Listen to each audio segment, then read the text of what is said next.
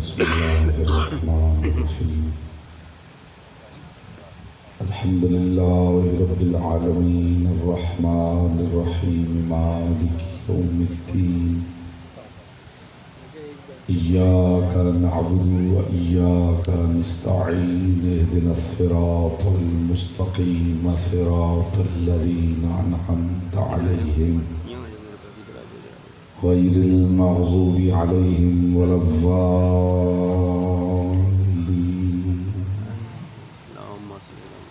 فصل على محمد وآله الطيبين واللعنة الله على أعدائهم أجمعين. جتنے مومنین تشریف فرما ہیں بارگاہ عادیت میں دعا کریں پروردگار عالم جاوید سعید صاحب کو جلد از جلد صحت یاب فرمائے، اور یہ ان کا حکم بھی تھا. میں ان کی طرف سے تمام مومنین جو یہاں تشریف لائے اور جو کسی عذر کے سبب نہیں آ سکتے ان سب کا شکریہ بھی ادا کرتا ہوں، اور استدعا کرتا ہوں کہ جتنے مومنین یہاں تشریف فرما ہیں ذکر کا صدقہ بارگاہ احدیت میں دعا کریں پروردگار، بالخصوص جناب علی اکبر شبیہ مصطفیٰ کا صدقہ کہ پروردگار جاوید زیدی صاحب جلد از جلد صحت یاب فرما، مالک انہیں طویل صحت والی تندرستی والی زندگی عطا فرما. پروردگار عالم ان کے گھر پہ اپنی خاص رحمتوں کا نزول فرمائے. جتنا اہتمام صحیح کاوش کوشش یہ ذکر آل محمد کے لیے کرتے ہیں پروردگار اپنی بارگاہ میں اس کا انہیں بہترین اجر عطا فرمائے، اور وہ اجر بالخصوص ان کے خاندان جملہ مرحومین مرحومات کے نامہ اعمال میں درج فرمائے. جتنے مومنین یہاں تشریف لائے ہیں اور جو کسی عذر کے سبب نہیں آ سکے، جو حاجات اپنے دلوں میں رکھتے ہیں پروردگار اس ذکر کا صدقہ اپنے بارگاہ میں مستجاب فرمائے. ایک مرتبہ بلند آواز سے صلوات پڑھ لیں محمد و آل محمد. جتنے مومنین تشریف فرما ہیں درود ایسے پڑھیں جیسے پڑھنے کا حق ہے. بلند آواز سے محمد و آل محمد.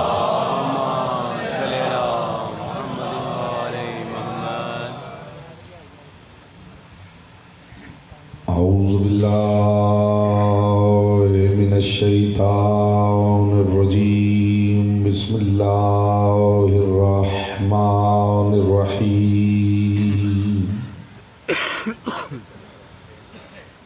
الحمد للہ الذی جعل محبت آل محمد نعیما دائما وحسنا قائما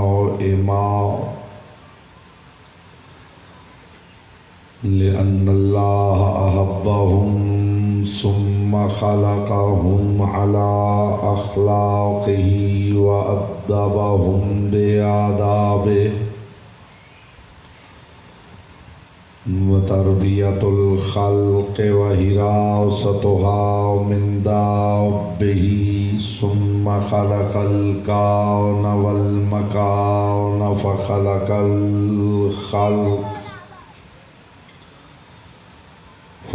الخلق ذی حاجة وآہة وآفات. صلوات بر محمد و آل محمد.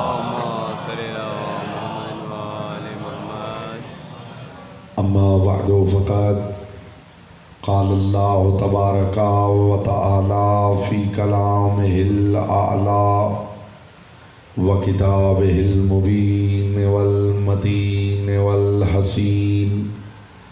بسم اللہ الرحمن الرحیم.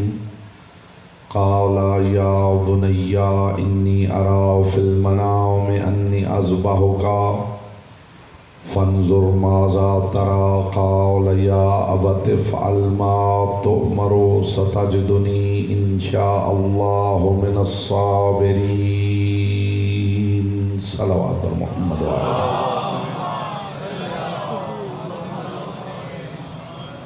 فرمان معصوم ہے کہ تلاوت درود دلوں کے نفاق کو دور کرتی ہے. دل کی اتھا گہرائیوں سے آل محمد کے شایان شان بلند آواز سے صلوات پڑھیں.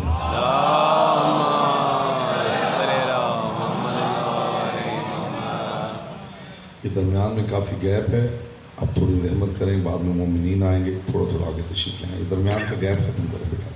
علی آگے جاؤ. آ جائیں سب آگے آ جائیں۔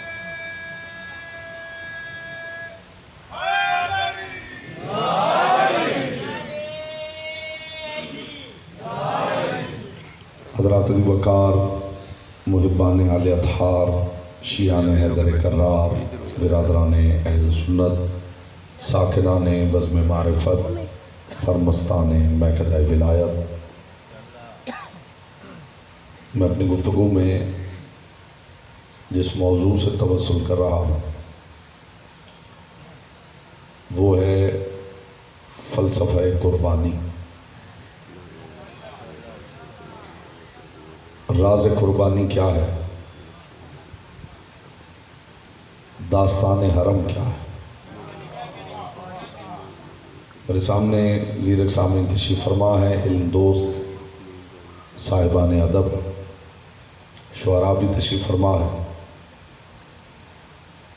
ابتدا میں جملہ ہدیہ کر رہا ہوں تاکہ زمین ذہن زرخیز ہو جائے اور تخم معرفت بونا آسان ہو جائے۔ قربانی کی کہانی کی ابتدا ایک نبی کا خواب ہے جس کی تعبیر کا نام کربلا ہے۔ اگر آپ ابتدا میں متوجہ ہو جائیں گے تو تمہید میں زیادہ وقت صرف نہیں ہوگا، میں پہ در پہ نتائج آپ کی مقدس اور لطیف سماعتوں کی بارگاہ میں ہدیہ کروں گا۔ میں نے عرض کیا ہے کہ قربانی کی کہانی کی ابتدا ایک نبی کا خواب ہے جس کی تعبیر کا نام کربلا ہے۔ ابراہیم و اسماعیل کی آپس کی گفتگو نگاہ پروردگار میں اتنی قیمتی ہے کہ خدا نے قیامت تک قائم رہنے والے قرآن میں اسے محفوظ کر لیا ہے۔ ابراہیم، اس چہروں سے ذرا حیرت دور کیجئے اور چہروں میں نور مودت پھیلائیے۔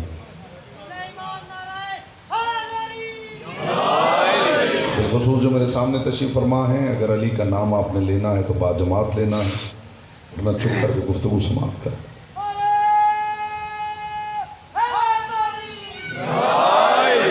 جزاک اللہ۔ علی کا نام علی کے نشان ہونا چاہیے۔ ابراہیم و اسماعیل کی گفتگو نگاہ پروردگار میں اتنی قیمتی ہے کہ قیامت تک قائم رہنے والی کتاب میں خدا نے اسے بصورت آیت محفوظ کر دیا ہے۔ ابراہیم اسماعیل سے کہہ رہے ہیں یا بنیا انی ارا فی المنام انی اذبحک۔ ابراہیم اسماعیل سے فرما رہے ہیں کہ اے اسماعیل، میں نے خواب میں دیکھا ہے کہ میں تجھے ذبح کر رہا ہوں۔ قال یا ابت افعل ما تؤمر۔ اسماعیل کو کہنا چاہیے تھا کہ بابا آپ نے خواب دیکھا ہے تو بتائیے اس کی تعبیر کیا ہے۔ اسماعیل نے تعبیر پہ بات نہیں کی بلکہ پلٹ کے کہا جو اللہ نے آپ کو حکم دیا ہے آپ بجا لائیے، آپ مجھے صابرین میں سے پائیں۔ مجھے شکوہ رہتا ہے ان سامعین سے جو بیٹھتے بھی آگے ہیں اور صرف مجلس دیکھنا چاہتے ہیں۔ آگے وہ بیٹھے جو مجلس سننا چاہتا ہے، جو دیکھنا چاہتا ہے وہ پیچھے کہیں جگہ ڈھونڈے، آرام سے دور سے بیٹھ کے اسے دیکھے۔ کم از کم اور کچھ نہ کر سکے تو شیعہ چہرہ بنا کے ضرور بیٹھے۔ یہ میں ہر مجلس میں بتاتا ہوں کہ کائنات کے رسول نے فرمایا تھا جو علی کے گھر کا ذکر سنتے ہی کھل اٹھے وہ شیعہ چہرہ ہے۔ کم از کم آپ بول نہیں سکتے تو کم از کم آپ کے چہرے کا نور اتنا ہو کہ دیکھ کے میری بھی عبادت ہو سکے۔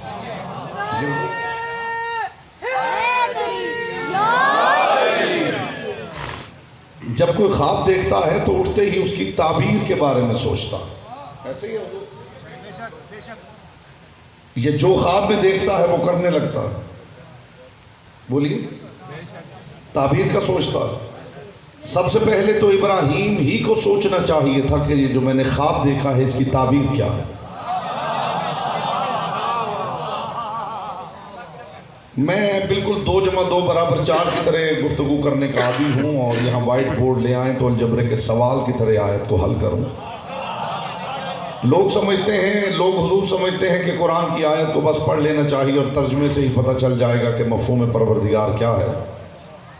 اور میں نے ہمیشہ یہ کہا ہے کہ قرآن کی ہر آیت اپنی ذات میں وہ بحر ناپیدا کنار ہے جس کی تہ میں خدا نے معرفت کے موتی رکھے ہیں، اور وہ موتی چننے کے لیے گہرا غوطہ لگانا پڑتا ہے، اور گہرا غوطہ لگانے کے لیے لمبی سانس غدیر سے لینی پڑتی ہے۔ یہی سبب ہے جن کا غدیر سے تعلق نہیں وہ گہرا غوطہ نہیں لگا پاتے، اور اوپر کی کائی اکٹھی کر کے علم بنا کے بیچنے لگتے ہیں۔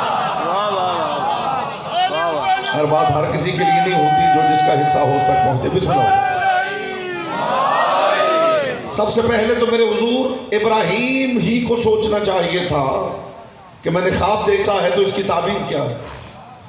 چلیے جناب ابراہیم نے نہیں سوچا تو اسماعیل کہتے تھے کہ بابا ٹھیک ہے آپ نے خواب میں دیکھا ہے، آپ مجھے ذبح کر رہے ہیں، تو آپ خود ہی بتائیے کہ اس کی تعبیر کیا ہے۔ یعنی نہ ابراہیم خواب کو خواب سمجھ رہے ہیں، نہ اسماعیل خواب کو خواب سمجھ۔ نہیں بھائی نہیں، مہربانی نہیں، آپ مہربانی کر کے ادھر چلے جائیں، وہاں بیٹھ کے آپ بنائیں، یہ کوئی طریقہ تھوڑی ہے، وہ فنکشن ہے، بس بیٹھ کے بنائیں۔ توجہ ہے حضور؟ نہ ابراہیم خواب سمجھ رہے ہیں، نہ اسماعیل خواب گردان رہے۔ ابراہیم صرف بیان کر رہے ہیں کہ بیٹا خواب میں نے یہ دیکھا ہے، اور اسماعیل اسے امر پروردگار قرار دے رہے ہیں۔ آپ نے غور کیا ہے کہ جناب ابراہیم نے یہ خواب بیان کیوں کیا ہے اور جناب اسماعیل اسے امر پروردگار کیوں سمجھ رہے ہیں؟ اس کا سبب کیا ہے؟ سبب بڑا واضح ہے۔ میں پوچھنا چاہتا ہوں اپنے معزز سامعین و عارفین سے، کیا بیٹے کو ذبح کرنا ابراہیم سے پہلے کسی شریعت میں تھا؟ نہیں۔ جواب دیجئے۔ نہیں۔ جو پیچھے تشریف فرما ہے وہ بھی فکری طور پہ شامل ہوں تو بڑا قیمتی پیغام ہے جو ہدیہ کر رہا ہوں، اور جو گفتگو میں کر رہا ہوں اس کی ہوا بھی کسی کی سماعت کے قریب سے گزری ہو تو بے شک چپ بیٹھا رہے، ورنہ علی نہج البلاغہ میں فرماتے ہیں تکلموا تعرفوا، بولو تاکہ پہچانے جاؤ۔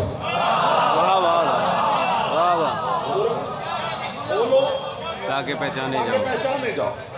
جو پہلو میں ہدیہ کر رہا ہوں، اس سے پہلے سماعتوں سے ٹکرائے ہوں بالکل چپ بیٹھے رہیے، ورنہ ہاتھ اٹھا کے کہہ دیجیے کہ ہم نے پہلے پڑھا ہوا ہے یا سنا ہوا ہے۔ جو آل محمد کے دروازے کی عطا ہے میں تبرک بنا کے پیش کر رہا ہوں۔ اس خواب سے پہلے بیٹے کو ذبح کرنا شریعت کے مطابق تھا یا خلاف شریعت؟ بولیے جی، سب کا یہی فیصلہ ہے تو پھر نتیجہ ہدیہ کر رہا ہوں۔ ابراہیم نے جو خواب دیکھا ہے وہ خلاف شریعت ہے۔ خود ابراہیم کے صحیفے میں ہی موجود نہیں۔ کیا سبب ہوا کہ ابراہیم نے خواب دیکھا؟ کیا ابراہیم جو خواب دیکھتے تھے وہ کرنے لگتے تھے؟ لیکن یہاں کیا ہوا کہ جو دیکھا ہے وہ کرنا چاہ رہے ہیں۔ بیٹا، میں لفظی ترجمہ پیش کر دوں، انی اذبحک، میں نے خواب میں دیکھا ہے میں تجھے ذبح کر رہا ہوں۔ فانظر ماذا تری، اے اسماعیل میں نے تو یہ دیکھا ہے، فانظر ماذا تری، اب تو نظر دعا کہ تجھے کیا دکھتا ہے۔ فانظر ماذا تری، اب تو نظر کر تجھے کیا دکھتا ہے۔ جو اسماعیل کو دکھا ہے انہوں نے بتا دیا ہے، یا ابت افعل ما تؤمر، جو اللہ نے آپ کو امر کیا ہے بجا لائیے۔ اس کا مطلب ہے اسماعیل نے خواب نہیں سمجھا، اور خواب ہے خلاف شریعت۔ میرا سوال ہے جب خواب ہے ہی خلاف شریعت اور اللہ خواب میں آیا نہیں، یا تو ابراہیم کہتے کہ خواب میں میں نے خدا کو دیکھا ہے اور خدا یوں کہہ رہا ہے، چلیے دیکھنے کا نہ کہتے، یہ کہہ دیتے میں نے خدا کی آواز سنی ہے، خدا مجھے یہ کہہ رہا تھا۔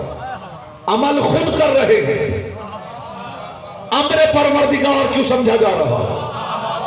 امر پروردگار سمجھا ہی اس لیے جا رہا ہے کہ اس سے پہلے یہ عمل شریعت میں نہیں، اور نبی خلاف شریعت خواب دیکھتا نہیں۔ ابراہیم جانتے ہیں کہ میرا خواب شریعت کے خلاف نہیں جا رہا، شریعت میرے خواب کے مطابق بنائی جا رہی ہے.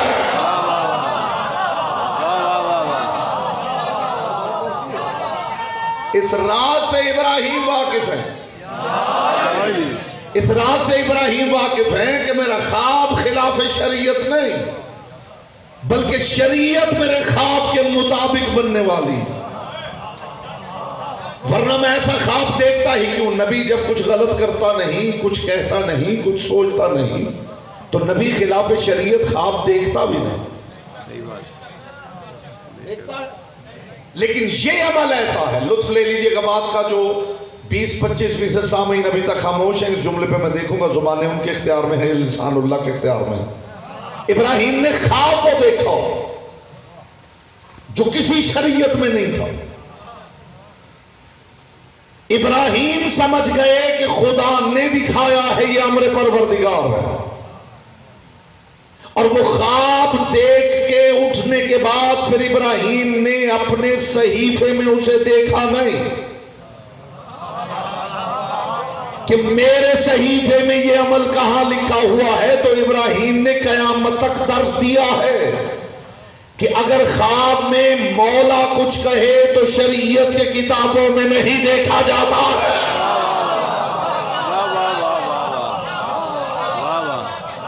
آپ متوجہ ہیں؟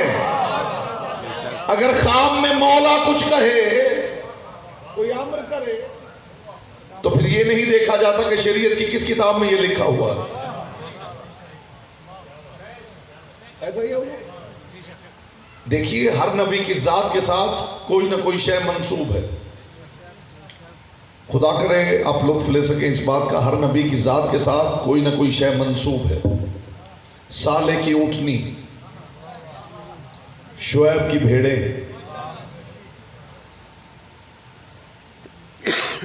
یوسف ابھی پیچھے کافی میں حضور، موسیٰ سے پیچھے بھی ہے، یوسف کا کنواں، شعیب کی بھیڑے. چلیے جلدی جناب موسیٰ پہ آ جائے. موسیٰ کا عصا، عیسیٰ کا گہوارہ.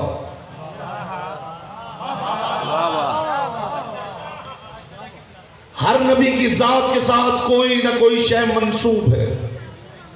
لیکن کمال یہ ہے کہ کہیں آخری امت کو خدا نے نہیں کہا کہ ان انبیاء سے منسوب ان چیزوں کی شبیہ بنایا کرنا. خدا نے شریعت میں یاد قائم رکھی تو صرف ان کی جن کا تعلق قربانی سے ہے، اور وہ دو ہی خاندان نکلے، یا ابراہیم کا گھر ہے یا حسین کا گھر ہے. بولتا وہی ہے جس کی زبان ذکر کی امانت ہے. یا ابراہیم کا گھر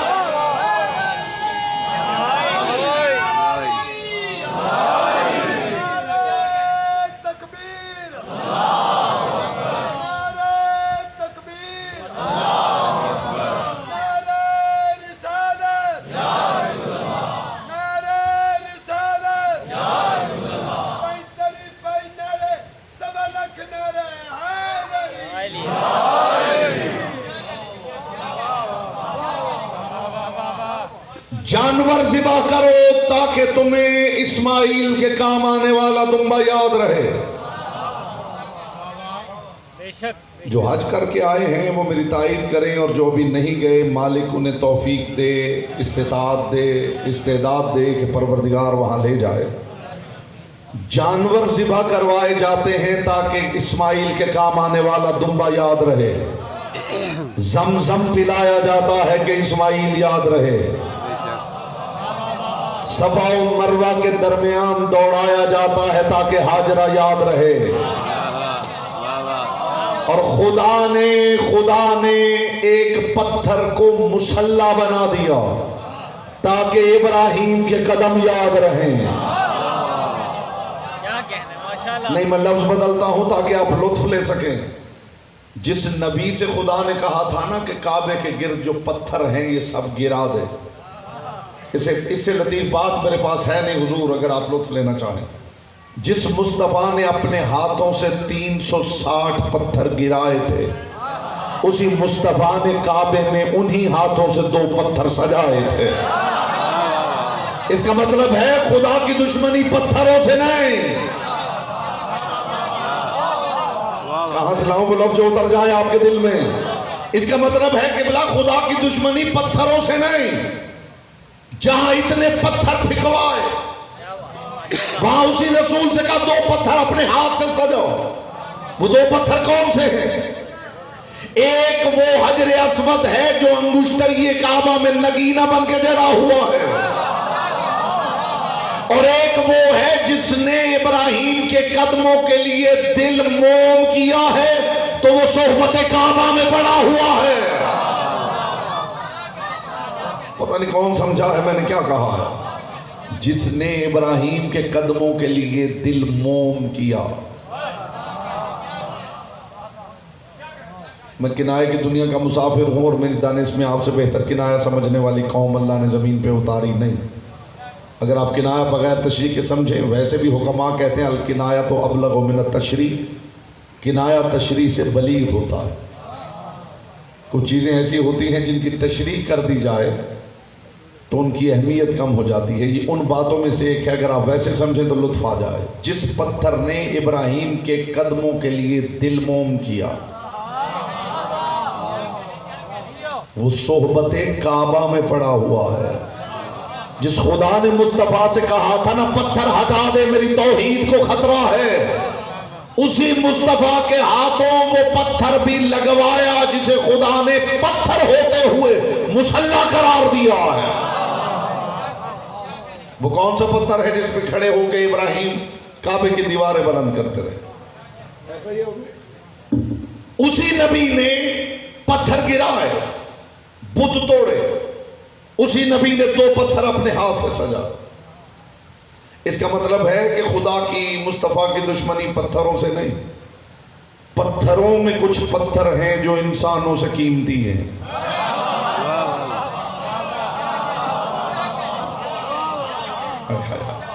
پتھروں میں کچھ پتھر ہیں جو انسانوں سے زیادہ قیمتی ہیں، اور وہ پتھر سمجھانے کے لیے مجھے کسی کان سے نہیں نکالنے پڑیں گے، انگلی سے انگوٹھی اتار کے بھی دکھا سکتا ہوں۔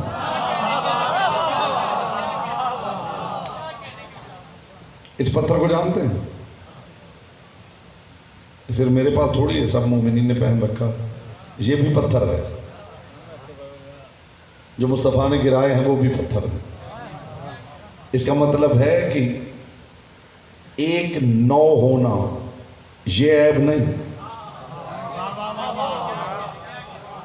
اس نو میں رہتے ہوئے اپنے سے پست نو سے پست ہو جانا یہ عیب ہے۔ میں ابھی آپ کا معیار سماعت دیکھ رہا ہوں کہ جس معیار پہ میں گفتگو کرنا چاہتا ہوں فلسفہ قربانی پہ، اس معیار پہ آپ آ جائیں تو میں 2 جملے ہدیہ کروں۔ خدا کیا چاہتا ہے؟ اس دمبے کی یاد قائم رہے، اسماعیل کی یاد قائم رہے، جانور ذبح کیے جائیں۔ میں اپنے معزز سامعین سے پوچھنا چاہتا ہوں، جس خدا نے حکم دیا ہے کہ جانور ذبح کرو، وہ خدا کون ہے؟ وہ رحمت للعالمین کا رحیم و کریم و رحمان پروردگار ہے۔ وہ ہندوؤں کا بھگوان نہیں جو خون کی بلی چاہتا ہے۔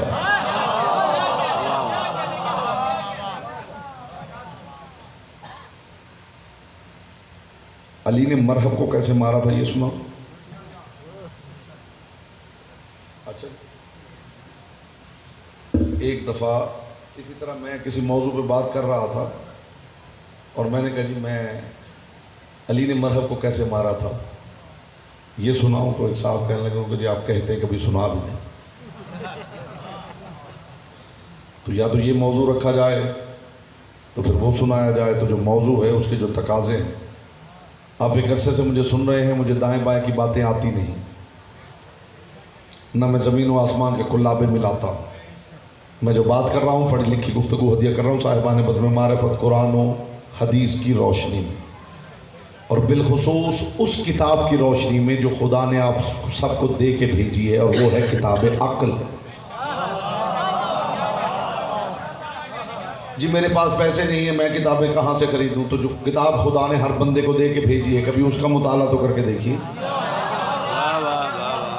لوگ خدا کی قسم شیعہ نے حیدر کرار کی اپروچ کو نہیں سمجھتے، مجلسوں میں آتے ہیں سنتے ہیں، پتہ نہیں چلتا یہ کہتے کیا ہیں۔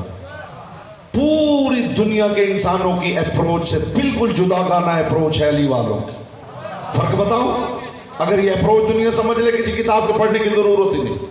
وہ اپروچ کیا ہے؟ دنیا اچھے پہ مطمئن ہے، ہمیں سب سے اچھا چاہیے۔ اتنی بات تھی۔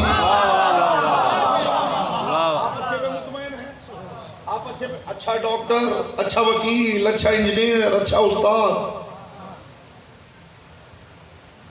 ہمارے لیے مسئلہ یہ ہے کہ ہمیں اچھا نہیں چاہیے، ہمیں سب سے اچھا چاہیے۔ ہم اچھے پہ مطمئن نہیں ہوتے، ہمیں وہ چاہیے جو سب سے اچھا۔ ہمیں قرآن کا مفسر بھی اچھا نہیں چاہیے،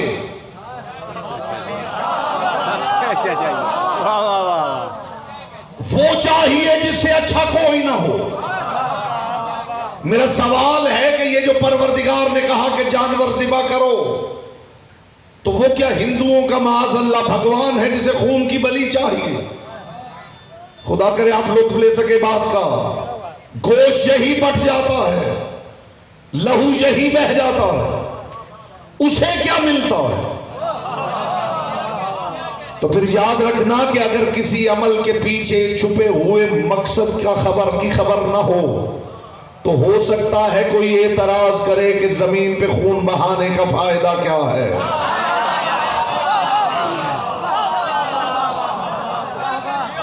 جس کا حصہ تھا اس تک بات پہنچ گئی۔ اگر کسی عمل کے پیچھے چھپے ہوئے مقصد کی جانکاری نہ ہو تو ہو سکتا ہے معترض اعتراض کرے کہ زمین پہ خون بہانے کا فائدہ کیا ہے۔ مقصد عمل کیا ہے؟ عمل ہو کیوں رہا؟ خدا چاہت فرماتا ہے لَن يَنَالَ اللَّهَ لُحُومُهَا وَلَا دِمَاؤُهَا وَلَكِنْ يَنَالُهُ التَّقْوَىٰ۔ نہ لہوس تک جاتا ہے نہ گوشت، اس تک تمہارا تقوی جاتا۔ اب سوال یہ ہے کہ یہ تقوی کیا ہے؟ میں اپنے پاس سے بتاؤں تو مجھے کو واپس کر دیجیے، اور اگر اس کی زبان سے نکلے جس کی زبان سے نکلنے کی وجہ سے خدا کو خدا مانا گیا، تو پھر سوچنے کی ضرورت ہے، پھر سوچنے کی ضرورت ہے تقوی کیا ہے؟ تقوی کسی عمل کا نام نہیں۔ اگر کسی کا خیال ہے کہ تقوی کسی ایکٹیویٹی کا نام ہے، کسی عمل کا نام ہے، نہیں۔ معصوم کیا ارشاد فرماتے ہیں؟ معصوم فرماتے ہیں اِنَّا قلیل العمل مع التقوی خیر من کثیر العمل بلا تقوی۔ معصوم فرماتے ہیں تقوی کے ساتھ کیا ہوا تھوڑا سا عمل تقوی کے بغیر کیے ہوئے بہت سے عمل سے بہتر ہے۔ تو پھر تقوی عمل تو نہ ہوا۔ تقوی کیا ہے؟ تقوی عمل نہیں، تقوی نیت ہے۔ لَن يَنَالَ اللَّهَ لُحُومُهَا وَلَا دِمَاؤُهَا وَلَكِنْ يَنَالُهُ التَّقْوَىٰ۔ خدا فرما رہا ہے کہ نہ لہوس تک جاتا ہے نہ گوشت، اس تک صرف تمہاری نیت جاتی ہے۔ قربانی کر کس نیت سے رہے ہو؟ رشتہ داروں کو دکھانے کے لیے کر رہے ہو؟ دمبے کی یاد میں کر رہے ہو؟ دمبے کی وجہ سے اسماعیل کی یاد میں کر رہے ہو؟ اسماعیل کی یاد کی وجہ سے ابراہیم کی یاد کے لیے کر رہے ہو؟ یا ابراہیم کی وجہ سے اس کے لیے کر رہے ہو جس کی وجہ سے ابراہیم کا اسماعیل بچا ہے؟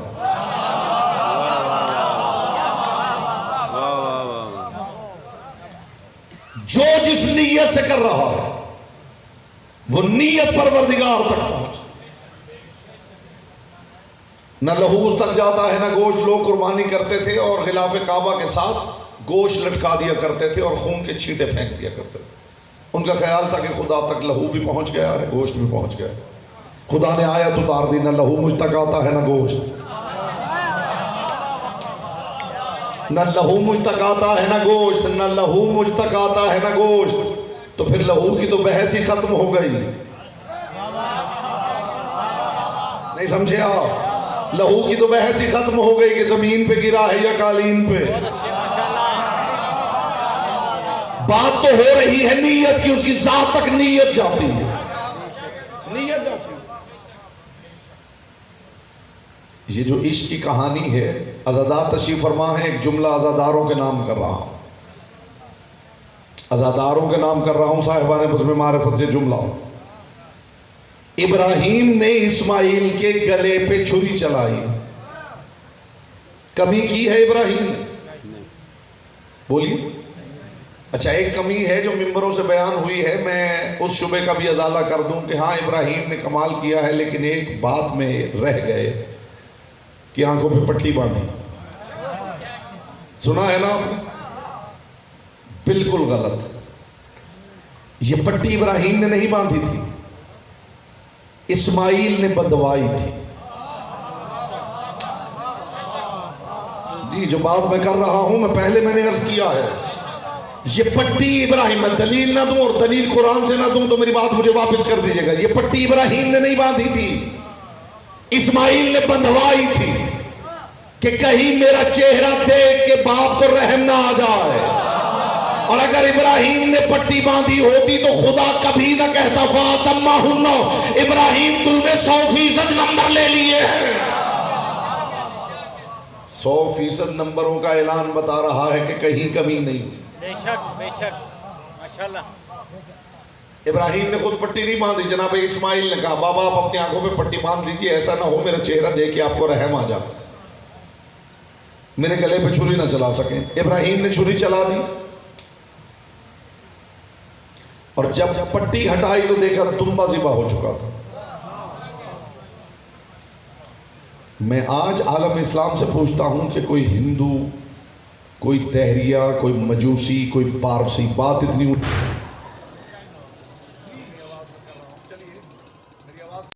کوئی پارسی، کوئی ہندو، کوئی تہریہ اعتراض کر دے کہ عقل نہیں مانتی کہ باپ نے بیٹے پہ چھری چلائی خدا کی محبت میں، تو کائنات میں سوائے عزادار کے کہیں سے دلیل نہیں ملے گی. 10 محرم عزادار بتا رہا ہے کہ اگر مجھ جیسا حسین کی محبت میں یہ کر سکتا ہے،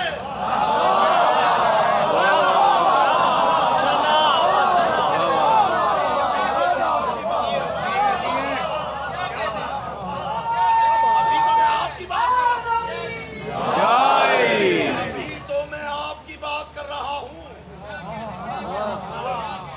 ابراہیم تو باپ ہے، میں نے 10 محرم مائیں دیکھی ہیں. والوں کا امتحان لیا کیجیے. جی ٹھیک ہے، اسپیکر ہی نہیں تو بولیے، پھر کتنا اونچا بول سکتے ہیں.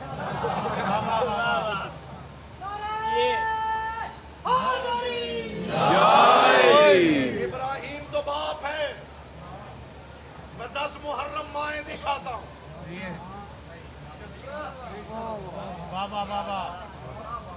بیٹا بھی جوان نہیں، بیٹا بھی گود میں ہے.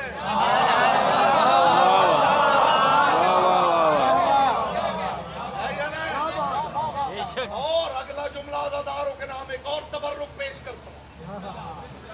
ابراہیم نے خدا کی محبت میں اسماعیل پہ چھری چلائی، خدا نے اسماعیل کو ذبح نہیں ہونے دیا.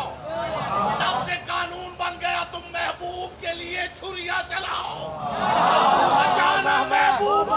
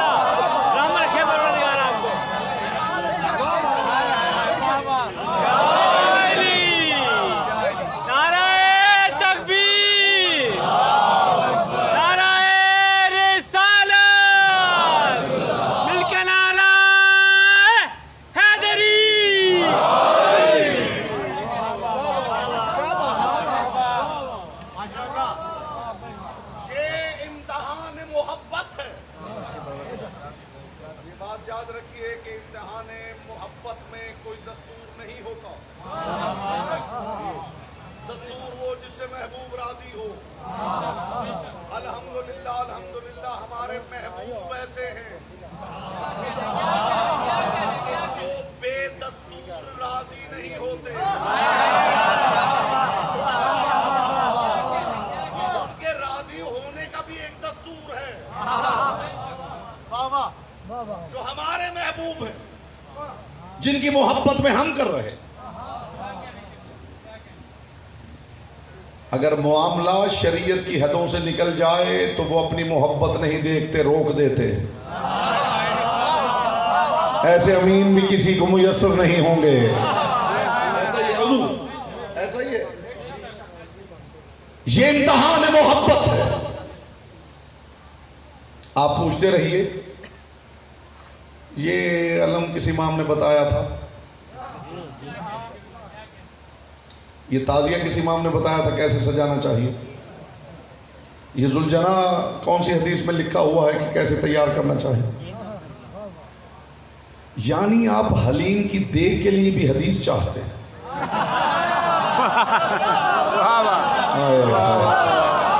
اس سے ادبی انداز میں جواب نہیں دیتا۔ بات اتنی بڑی ہے، خدا کی قسم استقبال میں آپ سارے کھڑے بھی ہو جائیں تو حق سماعت ادا نہ ہو، حق سماعت ادا نہ ہو صاحبان بزم معرفت۔ یہ علم کس امام نے بتایا تھا کہ ایسے بنانا چاہیے؟ اتنی بڑی چھڑی ہو اور اتنے گز کا پھریرا ہو، پنجہ چاندی کا ہو، سونے کا ہو، تانبے کا ہو۔ ذوالجناح کیسے سجایا جائے، چادر کیسی ہونی چاہیے، کلگی کیسی ہونی چاہیے؟ معاف کرنا، یہ امتحان عشق ہے۔ اگر سب کچھ وہ بتا ہی دیتے کہ علم یوں بنانا اور تعزیہ یوں سجانا اور نیاز یوں پکانا، تو دل میں چھپی ہوئی محبت کی شدت کا امتحان کیسے ہوگا؟ بولتا وہی ہے جس کی زبان ذکر کی امانت ہے۔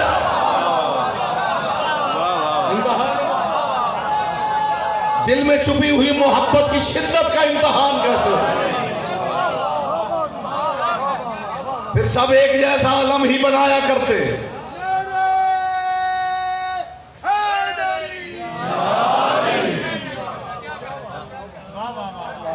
اگر سب کچھ انہوں نے بتا ہی دیا ہوتا کہ دیکھو علم یوں بنانا اور اتنے فٹ کی اس کی چھڑی ہونی چاہیے اور 1.25 گز کا اس کا پھریرا ہونا چاہیے اور اس کا جو پنجہ ہے وہ جی خدا کی قسم جو لطف اس نے مستحبات میں رکھا ہے وہ واجبات میں بھی نہیں۔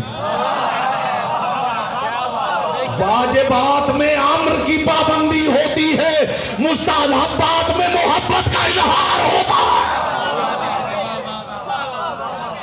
جاؤ کہاں تک جاتے ہو، وہاں تک تو جاؤ جہاں سے آگے شریعت روک دے۔ نہیں پہنچی میری بات، خدا کی قسم، یہ میری بات میری گفتگو کا قیمتی ترین جملہ تھا۔ یہ محبت کی وادی ہے، بڑھتے چلے جاؤ، وہاں تک تو قدم اٹھاؤ جہاں جا کے شریعت روک دے۔ شریعت نے ابھی روکا نہیں اور تم پہلے ہی رکے ہوئے ہو، خود رکے ہوئے ہو اور دوسروں کو بڑھنے نہیں دے رہے ہو۔ یہ امتحان محبت ہے۔ یہ علم یوں بنائیں اور یہ تعزیہ یوں سجائیں اور ذوالجناح یوں بنائیں، تو پھر خدا یہ بھی بتاتا کہ کتنا رونا ہے، فی مجلس کتنے آنسو۔ نہیں خدا کی قسم، اسے ساتھ جی، فی مجلس کتنے آنسو بتایا؟ کوئی تعداد بتائے؟ آپ پہ چھوڑ دیا یا نہیں؟ کہ پڑھو کہاں تک پڑھتے ہو،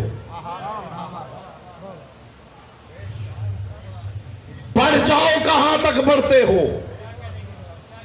اور اگر رو نہیں سکتے ہو تو رونا انسان کے اختیار میں نہیں، انسان رونا چاہتا ہے، آنسو نہیں آتے تو پریشان نہ ہونا، آنسو نہیں آتے تو رونے والی شکل ہی بنا لو،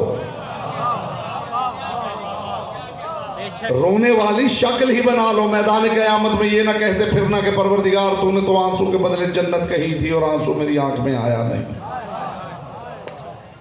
تمہیں رونے والی شکل بنانے سے بھی ویسا ہی اجر ملے گا جیسا رونے سے ملتا ہے۔ میں فضیلت کا جملہ کہہ رہا ہوں صاحبان بزم معرفت، یہ رونے کی شکل بنانے سے کیا ہوگا؟ کیا ہوگا رونے کی شکل بنانے؟ یہ تو ریاکاری ہوئی، یہی چھوڑ دو تو لطف نہ آ جائے؟ کیا خیال ہے؟ کسی کے دل کا سوال نہیں ہے؟ اچھا جی، آپ کی اجازت کا شکریہ. آپ کے دل کی آواز ہے جس کی میں نمائندگی کر رہا ہوں. آپ کے دل کی آواز ہے جس کی نمائندگی کر رہا ہوں، اور گرد صاف کر رہا ہوں، 1400 صدیوں کی پڑی ہوئی گرد. جی رونے کی شکل بنانے سے کیا ہوتا ہے؟ یہ تو ریاکاری ہے. کبھی احکام شریعت بھی غور سے پڑھ لو. رمضان میں اگر روزہ نہ رکھا ہوا ہو تو کیا اجازت ہے کہ باہر کھاتے پیتے ہوئے پھرو؟ باہر نکلو تو شکل روزہ دار والی ہو. تمہیں احترام رمضان سمجھ میں آتا ہے، احترام مجلس سمجھ میں نہیں آتا.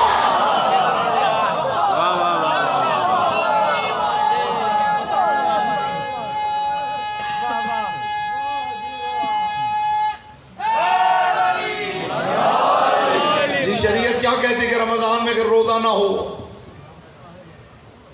تو باہر کیا کھاتے پیتے بھی، ہاتھ میں پانی کی بوتل پکڑی ہو اور پیتے رہو. روزہ نہیں بھی ہے تو ظاہر نہ کرنا کہ نہیں ہے.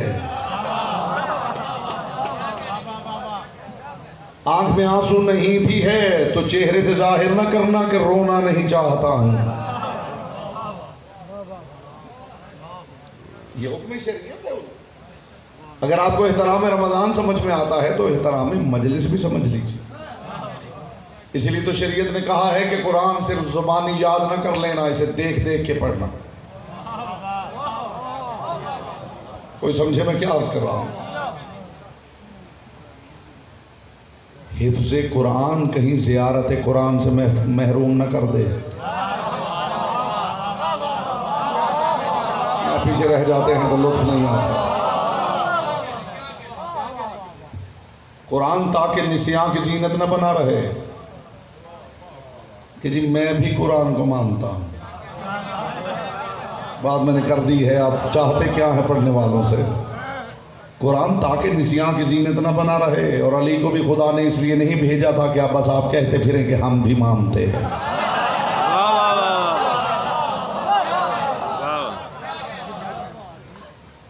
کائنات کے رسول نے فرمایا اسے یاد کرو اچھی بات ہے، حفظ کرو اچھی بات ہے، لیکن حفظ کرنے کے باوجود اگر تلاوت کرنا چاہو تو کھول کے دیکھ کے پڑھو. دیکھ کے پڑھو، دیکھ کے. اب جس بیچارے کو الف با ہی نہیں آتی اس کے دیکھنے کا مطلب کیا ہے نا پرلوت بات؟ جس بندے کو الف با ہی نہیں آتی، جس کو با تا کی پہچان نہیں ہے، قرآن دیکھنے کا مطلب کیا جی؟ ایک عام معترض کہے گا جی قرآن دیکھنے کا اسے کیا فائدہ جسے پڑھنا ہی نہیں آتا. تو فائدہ بتاؤں؟ ایک دن دیکھے گا، 2 دن دیکھے گا، ہفتہ دیکھے گا، مہینہ دیکھے گا، کبھی دیکھتے دیکھتے دل میں خیال آئے گا کہ کسی سے پڑھ ہی لیا جائے. رونے والا بھی ایک دن شکل بنائے گا، 2 دن بنائے گا، کبھی تو سوچے گا کہ رو ہی لیا جائے.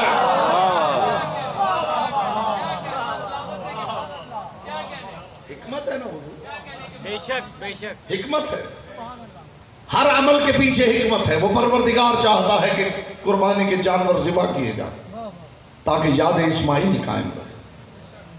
پھر لوگ یہ بھی پوچھتے ہیں یہ ایک آنسو سے جنت کیسے مل جاتی ہے؟ بات اتنی اونچی ہے کہ دھیمی آواز میں کروں تو لطف ہے. معاف کرنا قیمت آنسو کی نہیں ہے، زہرا کے وعدے کی قیمت ہے. کوئی تو مجلس سننے آیا ہوگا یہاں پر. سیدہ کے وعدے کی قیمت ہے. بے شک آنسو کی کیا قیمت؟ اللہ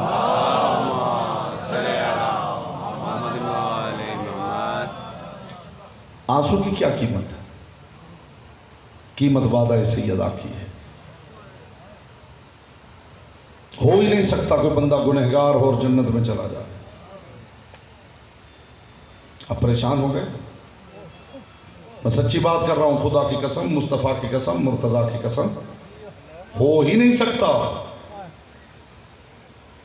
بندہ گنہگار ہو اور پھر جنت میں چلا جائے، ہو ہی نہیں سکتا، ہو ہی نہیں سکتا۔ خدا کرے اس معیار پہ آپ بات کو سن لیں جس معیار پہ میں کر رہا ہوں، اور مجھے تشریح نہ کرنی پڑے تو لطف آ جائے۔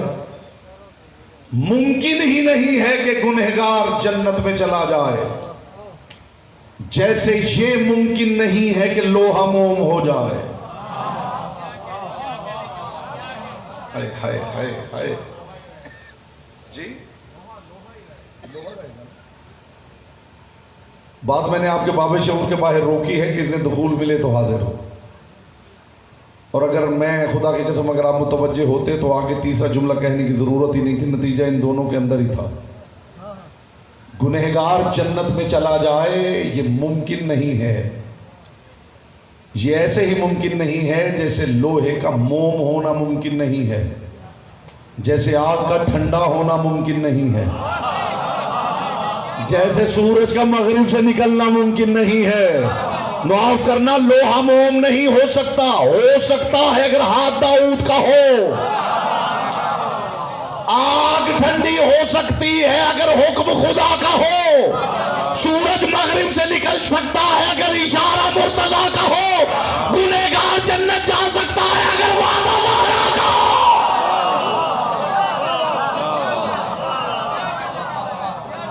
جو نہیں ہو سکتا وہ ہو سکتا ہے،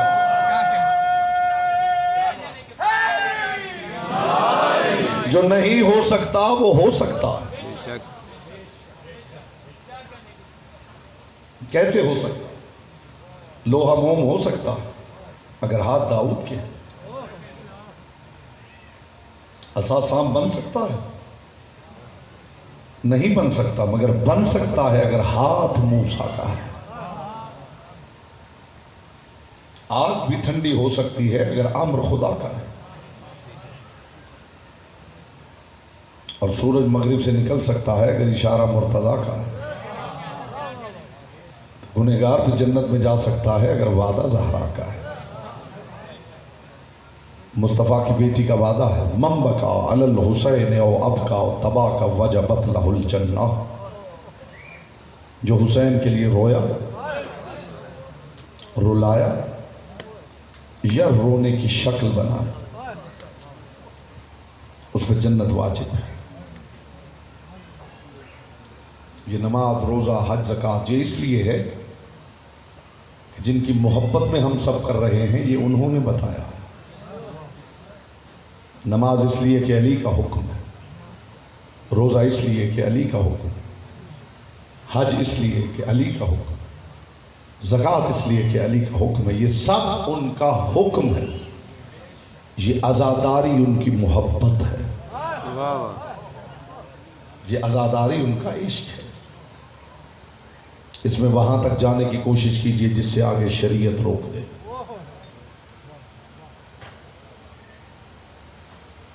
زحمتیں آپ کی تمام ہوئیں، مخدومہ کونین آپ کی عزت، معرفت، توفیقات، رزق میں اضافہ فرمائے۔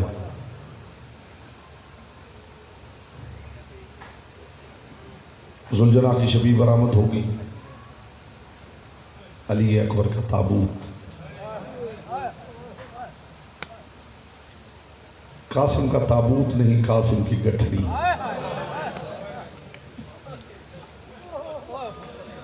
پاک سیدہ آپ سے راضی رہیں، آپ کی آوازیں بلند ہو گئی، میں آپ کے لیے دعا کرتا ہوں مصطفیٰ کی بیٹی کسی آنکھ کے کشکول کو یہاں سے خالی نہ بھیجے۔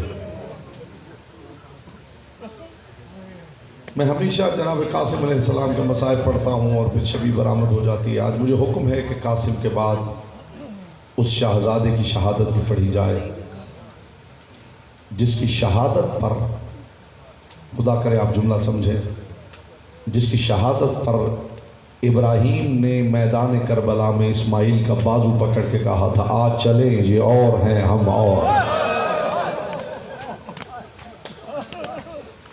جو رو نہیں سکتا وہ سینے پہ ہاتھ مار کے محمد کی بیٹی کو پرسہ دے سکتا ہے۔ آ گیا زہرا کا بیٹا اپنی قربانیاں لے کے کربلا میں۔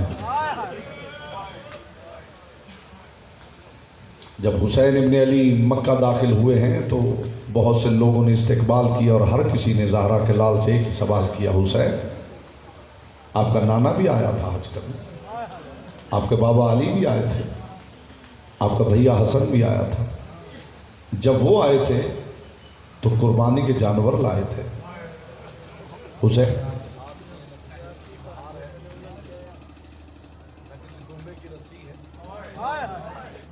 جملہ زدارو جو رونے آئے ہو, زہرا کے لال نے دائیں بائیں دیکھا, اکبر, قاسم, اور محمد, فرمایا دیکھو ایسی قربانیاں نہ میرا دادا محمد لایا تھا, نہ میرا بابا علی لایا تھا, نہ میرا بھائی حسن. اب بھی اگر تم میری قربانیوں سے راضی نہیں ہوئے تو فرمایا عباس یا رباب کی گود سے اصغر لے آؤ.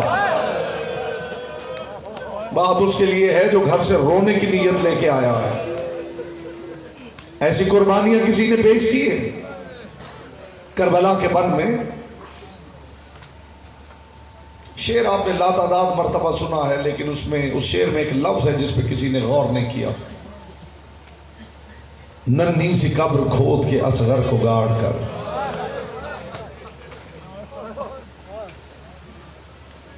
ننھی سی قبر کھود کے اصغر کو دفن کر کے نہیں, اصغر کو گاڑ کے, شبیر اٹھ کھڑے ہوئے دامن کو جھاڑ کے. اس میں دو لفظ ہیں جس پہ کبھی کسی نے غور ہی نہیں کیا. شبیر اٹھ کھڑے ہوئے دامن کو جھاڑ کے, اصغر کو دفن کر کے نہیں, اصغر کو گاڑ کے. فرق بتاؤں دفن کرنے اور گاڑنے میں کیا ہے؟ جب آپ دفن کرتے ہیں نا پہلے قبر بناتے ہیں, پھر مرنے والے کو قبر میں اتارا جاتا ہے. خدا کرے آپ یہ درد محسوس کر سکیں. قبر میں اتارنے کے بعد پھر اوپر پتھر کی سلیں رکھی جاتی ہیں, مٹی پتھر کی سلوں پہ ڈالی جاتی ہے. زہرا کے بیٹے نے کربلا میں اصغر کے چہرے پہ گرم ریت ڈالی. اجرکم اللہ. حسین ابن علی گرم ریت جھولی میں ڈال کر زہرا کا بیٹا لاتا تھا, اپنے ہاتھوں سے اصغر کے پاؤں پر, پھر اصغر کے شکم پر, پھر اصغر کے سینے پر. جناب رباب نے اس وقت چہرہ موڑ لیا جب حسین نے گرم ریت اصغر کے چہرے پہ ڈالا. عزاداروں اسے دفن کرنا نہیں کہتے, اسے گاڑنا کہتے. اجرکم اللہ. ننھی سی قبر کھود کے, اس کا بھائی تھوڑا سا بہتر کر دیں ذرا, ننھی سی قبر کھود کے اصغر کو گاڑ کے, شبیر اٹھ کھڑے ہوئے دامن کو جھاڑ کے. کربلا کے بن میں اپنی قربانیاں لے کے آ گیا زہرا کا غریب بیٹا. قاسم آتے تھے, آ کے کہتے تھے چچا مجھے لڑنے کی اجازت دیجیے. یہ معجزہ نہیں ہے مصطفیٰ کی بیٹی کا کہ روز وہی باتیں آپ سنتے اور پھر ویسے ہی گریا کرتے. یہ محرم الحرام کے عشرۂ اولیٰ میں ہر منبر پہ میں نے یہ بات کی ہے کہ لوگ کہتے یہ شیعہ کب تک روئیں گے, یہ رونا بند کیوں نہیں کرتے؟ تو میں ہاتھ باندھ کے اس کا جواب دے رہا ہوں, شیعہ رونا بند کیسے کریں؟ محمد کی بیٹی چپ نہیں کرتی ہے. کبھی اس سزا خانے میں بیٹیوں کو لے کے آ جاتی ہے, کبھی اس سزا خانے میں. اجرکم اللہ, اجرکم اللہ. زہرا کے لال کے سامنے یتیم حسن, چچا مجھے لڑنے کی اجازت. زہرا کے بیٹے سے کرسی چھوٹ جاتی تھی, سینے سے لگا کے کہتے تھے قاسم میں اپنے بھائی حسن کو دوسری مرتبہ مرتے نہیں دیکھ سکتا. ہم پڑھنے والے آپ کے لیے اسباب گریہ فراہم کرتے ہیں, میں آپ کے لیے دعا کرتا ہوں مصطفیٰ کی بیٹی آپ کو آنسو عطا کرے, مگر پھر بھی جس کی آنکھیں خشک رہ جائیں وہ پھر کوشش کرے سر جھکا لے, دائیں بائیں نہ دیکھے. ایسا نہ ہو دائیں بائیں خون رونے والا خشک آنکھوں پہ گواہ بن جائے. وہ سر جھکا کے محمد کی بیٹی سے آنسو کی خیرات طلب کرے. زہرا کے لال نے سینے سے لگا کے کہا قاسم میں اپنے بھائی حسن کو دوسری مرتبہ مرتا نہیں دیکھ سکتا. بار بار آنے کے بعد جناب قاسم نے ایک مرتبہ آ کے کہا چچا مجھے اجازت نہ دیجئے, بس اتنا بتا دیجئے کہ شہیدوں کی فہرست میں میرا نام ہے. اب سننا جملہ عزادارو، زہرا کا لال اٹھا اور سینے سے لگا کے کہا قاسم تو بہت بڑا ہے، شہیدوں کی فہرست میں تو رباب کے اصغر کا نام بھی لکھا ہوا ہے۔ عزادارو اصغر کا نام آیا کہ غیرت مند کا غیرت مند بیٹا تڑپ گیا ہے۔ چچا اصغر تو جناب رباب کی گود میں ہوتا ہے تو کیا یہ ظالم خیموں کے اندر آ جائیں گے؟ حسین نے سینے سے لگا کے کہا قاسم تیرے ہوتے ہوئے کس کی جرت ہے، مگر قاسم جب تو خاک میں مل جائے گا۔ اجرکم اللہ، اجرکم اللہ، اجرکم اللہ۔ پاک سیدہ کو میں گواہ بناتا ہوں مجلس میں، پاک بی بی گواہ رہنا، یہ اپنی میتوں پہ ایسے نہیں روتے جیسے تیرے گھر کی غربت پہ روتے۔ زہرا کے لال کا قاسم واپس چلا جاؤ، میں تجھے اجازت نہیں دے سکتا۔ جناب قاسم واپس آئے جناب ام فروا کے پاس، اماں چچا اجازت نہیں دیتا۔ یہ وہ پہلا موقع تھا جب جناب ام فروا نے کہا قاسم یہ جو تحریر تیرے بازو پہ بندھی ہوئی ہے قاسم اسے کھول۔ جناب قاسم نے تحریر کھولی، جناب ام فروا نے ہاتھوں پہ تحریر رکھی۔ عزادارو یہ تعویذ نہیں تھا، یہ خط تھا بڑے بھائی کا چھوٹے بھائی کے نام، جس میں لکھا ہوا تھا حسین تو کربلا میں کوئی اتنا بڑا کام کرنے والا ہے، میں حسن کربلا میں ہوتا میں خود تجھ پہ قربان ہو جاتا، حسین میں نہیں ہوں گا میرے قاسم کو حسن سمجھ کر۔ مرحبا مرحبا، یہاں آنے کا مقصد ہے ماتم کیا جائے، محمد کی بیٹی کو پرسہ دیا جائے۔ جناب ام فروا نے ہاتھوں پہ وہ کاغذ رکھا، پیچھے پیچھے قاسم ہے۔ جناب ام فروا اس خیمے میں آئی جہاں حسین بیٹھے تھے۔ زہرا کا لال تڑپ کے اٹھا، آپ کیوں آئی ہیں؟ مجھے کیوں نہیں بلایا؟ سنو گے جملہ بیوہ کا؟ حسین ابن علی کی طرف دیکھ کے کہا حسین تجھے کیسے بلاتی، کام جو میرا تھا۔ حسین میرے قاسم کو لڑنے کی اجازت دے دے۔ عزادارو قاسم کربلا کا واحد سپاہی ہے جس کے زین چھوڑنے پہ تاریخ کے کربلا کہتی ہے۔ ادھر قاسم نے زین چھوڑی ہے، یہ پہلا اور آخری سپاہی ہے جس کے زین چھوڑنے پر زہرا کا لال اپنے گھوڑے کی زین پہ بیٹھا ہے۔ حسین نے تلوار نکالی ہے، حسین تلوار گھماتے جاتے تھے اور کہتے جاتے تھے تم نے میرا قاسم بھی مار دیا ہے، اب میں تمہیں بتاتا ہوں پیاسا جنگ کیسے کرتا ہے، اب میں بتاتا ہوں بھوکا جنگ کیسے کرتا ہے۔ اجرکم اللہ، اجرکم اللہ۔ یہ واحد سپاہی ہے جس کے لیے زہرا کے غریب نے کہا میں قاسم کا بدلہ لوں گا۔ کسی اور شہید کے لیے حسین کے یہ جملے نہیں ملے، فقط قاسم کے لیے میں قاسم کا بدلہ لوں گا۔ عزادارو حسین ابن علی نے جب دیکھا نا قاسم نے زین چھوڑی ہے، جسے ابھی تک آنسو نصیب نہیں ہوا اس کے لیے جملہ کہہ رہا ہوں، جب قاسم نے زین چھوڑی ہے تاریخ کہتی ہے حسین قاسم کے لاشے کی طرف یوں بڑھے ہیں جیسے شکاری کی طرف باز بڑھتا ہے۔ زہرا کے لال نے سر پٹ گھوڑا دوڑایا لیکن قاسم کے لاشے تک پہنچنے سے پہلے قیامت گزر گئی۔ قاسم بار دائیں کے گھوڑے بائیں بھاگ گئے، بائیں کے گھوڑے دائیں بھاگ گئے۔ زہرا کا لال دائیں بائیں دیکھ کے کہتا تھا قاسم قاسم مجھے آواز دے، کسی گھوڑے کے سم سے آواز آئی لبیک یا ابا عبداللہ۔ مرحبا مرحبا، محمد کی بیٹی یہ گری اپنی بارگاہ میں قبول کر۔ فوج یزید کا ایک سپاہی کہتا ہے میں نے دیکھا زہرا کا بیٹا اپنی ابا کو حسین نے زمین پہ بچھایا۔ زہرا کا بیٹا کبھی دائیں طرف دیکھ کے آواز دیتا تھا قاسم بیٹا میں تجھے کیسے ڈھونڈوں، کبھی بائیں دیکھ کے کہتا تھا قاسم بیٹا میں تجھے کیسے ڈھونڈوں۔ یا اچانک حسین ابن علی نے دیکھا ایک سبز پوش سبز ابا زمین پہ بچھائے ہوئے قاسم کے ٹکڑے چن چن کے لا رہا ہے، ایک ٹکڑا زمین سے اٹھاتا ہے اسے چومتا ہے ابا کے دامن میں رکھتا ہے، پھر دوسرا ٹکڑا اٹھاتا ہے۔ یہ جملہ ماتم کر کے سننا آزادار، یہ ٹکڑے چومتا جاتا ہے اور رکھتا جاتا ہے۔ زہرا کا بیٹا تڑپ گیا اور قریب آ کے کہا تو کون ہے؟ میرے قاسم کا لاشا اٹھانے والا۔ آواز آئی حسین تو لاشیں اٹھا اٹھا کے تھک گیا ہے، تو خیمے میں چلا جا، میں حسن خود اپنے بیٹے کے